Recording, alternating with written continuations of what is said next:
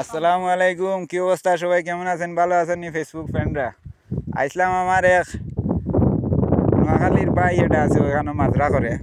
হের মাজরা দেখতাম আইসি তো ফার্স্টে তার রুমে আইসলাম।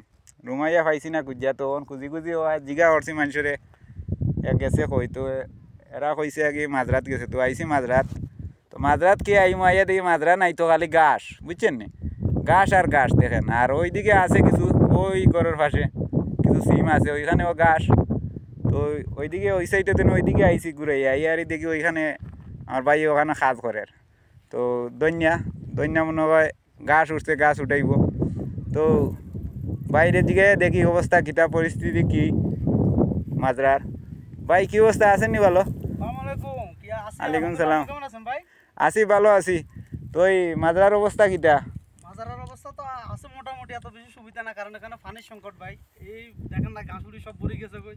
আচ্ছা, এখানে শুধু হালকা পাতলা কোন রকম অল্প অল্প করে ছোট ছোট। এগুলা কি লাগাইছেন ভাই? এগুলা ধনিয়া লাগাইছি, কিন্তু পানির অভাবে মানে পুরাটাই লাগাতে পারতেছি না, অল্প অল্প করে লাগানো লাগে। সুন্দর দৈন্য হইছে তো। দুনিয়া সুন্দর হইছে মাশাআল্লাহ, কিন্তু পানির সমস্যা। তো পানির কি সমস্যা ভাই? পানি ফান কই আপনি যে এখানে মাজরা করেন? ওই থেকে আসে পানি। এখানে তো মরুভূমি এলাকা, এখানে পানি আর কইতে? মরুভূমি তো এলাকা, এখানে পানির খুব একটা আসে না, নিচ থেকে পানি উঠে, আবার পাহাড়ের ঝর্ণার পানি পড়ে, এখান থেকে পানি আসে এখানে উপরে টাঙ্কি।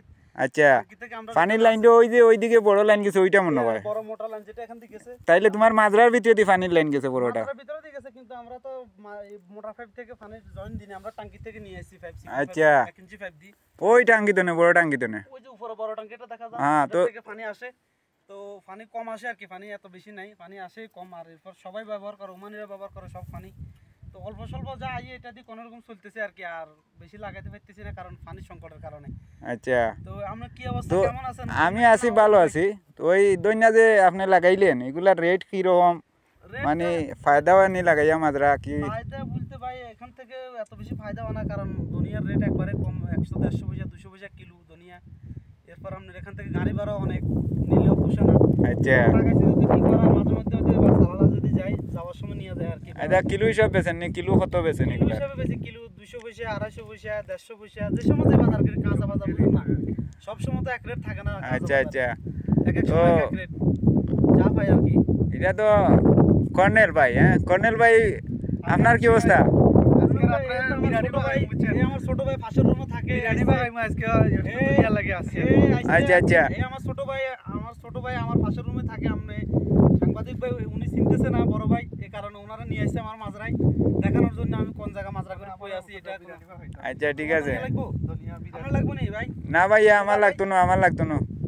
কর্নেল ভাইরে দেন, বিরিয়ানি বানাইব রাত্রে, বিরিয়ানির দাওয়াত আছে সবার। ইনশাআল্লাহ সবাই আসবেন, দাওয়াত রইল। আর লাইক ফলো শেয়ার করবেন, আশা করা যায়।